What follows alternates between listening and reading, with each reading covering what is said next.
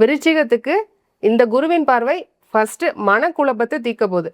இந்த சைடு இருக்கலாமா, இந்த வேலையில இருக்கலாமா, இந்த ரிலேஷன்ஷிப்ல இருக்கலாமா, இவ்வளவு பிரச்சனைகள் வருது, இதுல இன்வெஸ்ட்மெண்ட் பண்ணலாமா, அதுல இன்வெஸ்ட்மெண்ட் பண்ணலாமா, வீட்டுல ஒரே பிரச்சனையா இருக்கே, அதாவது திஸ் ஆர் தட்டுங்கிற ஒரு இழுபறியாவே இருந்தாங்க. இந்த பக்கம் அந்த லெஃப்ட் ஆர் ரைட்டுன்னே இருந்தவங்களுக்கு ஷோரா மனசை வந்து தெளிவுபடுத்த போறாரு. ஏன்னா ஃபர்ஸ்ட் உங்களை பார்க்குறாரு. முதல் பார்வை உங்க மேல சந்திரன்ல ராசியில விழுகுது. சந்திரன்னா மனோகாரகன், மனசை தெளிவுபடுத்திட்டார்.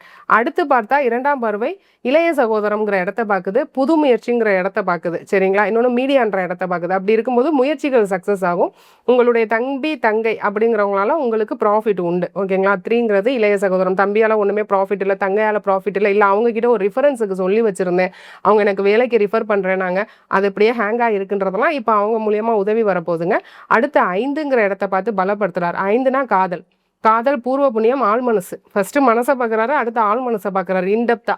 அப்படி இருக்கும்போது ரொம்ப டீப்பாக லவ் பண்ணுவீங்க.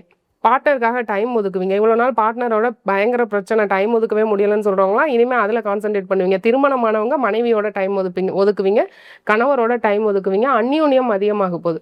அந்யோன்யம் அதிகமாக போது சண்டை வந்து குறைய போது. வீட்டில் சத்தமாகவே இருந்திருக்கும். கடந்த ஒரு வருஷம் வீடே சத்தமாக இருக்கும். இனிமேல் சத்தத்துக்கு வேலையே கிடையாதுங்க. நல்ல ஒரு குருவின் பார்வை ஒரு நல்ல தெளிச்சியை கொடுக்குது. நல்லா இருக்கு.